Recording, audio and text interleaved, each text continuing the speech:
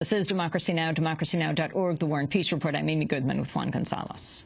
We turn now to another story related to the Rupert Murdoch media empire. On Thursday, a federal appeals court overturned part of a Federal Communications Commission rule that made it easier for a single company like Murdoch News Corp to own a newspaper and a broadcast outlet in a single market. The ruling marks the second time the appeals court has intervened in the FCC's attempts to relax media ownership rules. FCC Commissioner Michael Copps welcomed the court ruling, saying, quote, this decision is a huge victory for the millions of Americans who have gone on record demanding a richer and more diverse media. The lawsuit was filed by the Philadelphia-based organization Prometheus Radio Project. Joining us by Democracy Now! Video stream from Washington, D.C. is Brandy Doyle. She's policy director with Prometheus. Talk about, Brandy, the significance of this court ruling. Sure. This is a major victory, not just for our media, but for our democracy. The court blocked the FCC's attempt to end a 35-year-old ban on newspaper and broadcast cross-ownership. Cross-ownership is when one company owns the newspaper and a broadcast TV or radio station in the same market.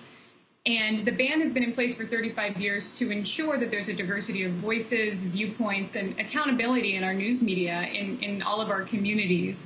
And the FCC tried to relax that ban originally in 2003, and Prometheus and many of our ally organizations sued the FCC and spoke out against that. People spoke out all over the country, and we won. And as you know, they tried again in 2007. And thousands of people spoke out at media ownership hearings held by the FCC across the country. Millions of people filed comments and raised their voice against this. And yesterday, the Third Circuit Court in Philadelphia agreed with the thousands of people that testified and the millions that commented that what the FCC did was undemocratic. The process that they did it with was undemocratic. And so it's a major victory for media diversity. And Brandy, in the decision, in this most recent decision, as in the decision in 2004, the appeals court specifically criticized the FCC for failing to take into account the impact of the proposed rules on minority ownership and ownership of broadcast companies by women as well. Could you talk about that and the importance of that in terms of this issue of a diverse and democratic media system? Sure.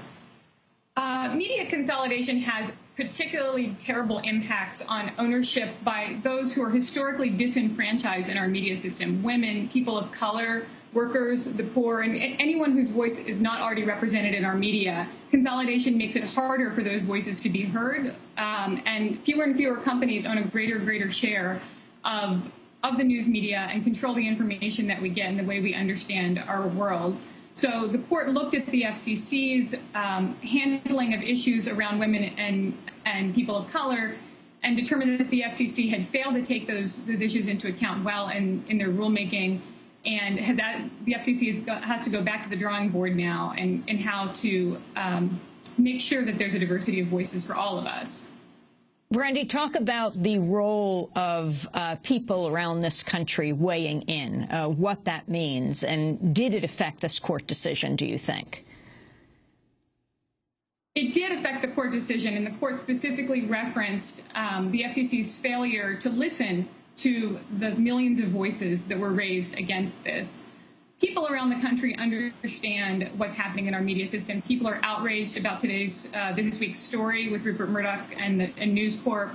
And, you know, there's so many issues. The news media has an impact on our political system, on how we think about going to war, how we think about our elected leaders and how we hold them accountable. And these issues are so vital and they're so critical. And so it's not just that people care about our media system, it's that they care about all the issues facing our world today. And the media is really how we understand those issues. So people spoke out again and again and again. And 99% of the comments that the FCC received were opposing media consolidation. And yet they moved forward anyway in trying to find a new way to deregulate our media system, to allow these companies to merge, which creates greater efficiencies but hurts our democracy. And the court recognized that. They recognized that the FCC failed to give the public a an appropriate way to have input on the decision-making process, that they didn't allow the public to help shape the rules. So not only did the court rule that we have a right to media diversity, the court also ruled that we have a right to help shape the rules that impact our media system. And finally, Brandy, one of the interesting points is that this decision on relaxing these rules was, as I recall, it was the last decision that was made by the FCC under the Bush administration, under Kevin Martin, who succeeded Michael Powell as chairman of the FCC. Do you have any sense how the new FCC under the Obama administration will begin to address, because now it's going to be thrown back in their laps, what to do about cross-ownership of radio and of broadcast and newspapers, how they will deal with this issue? Well, we'll have to see. I mean, their media ownership review that's mandated by Congress is coming up, and so they have an opportunity to either push again to weaken the rules around media or to strengthen them. And so we'll have to see what the current FCC is willing to do. But it's worth noting that we have to continue holding them accountable even under a Democratic administration. There's no particular guarantee that the FCC is going to move in the direction for stronger media ownership rules. And, you know, these media companies have such impunity. I mean, one interesting connection to the earlier story on today's program is that Rupert Murdoch has a permanent waiver on the cross-ownership ban in New York, which allows News Corp to own both the New York Post and WNYW.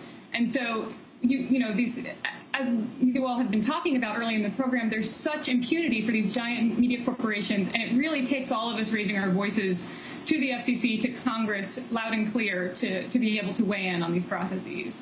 Well, Brandy, we want to thank you very much for being with us. Brandy Doyle is Policy Director at the Prometheus Radio Project, speaking to us from Washington, D.C. This is Democracy Now! We'll be back.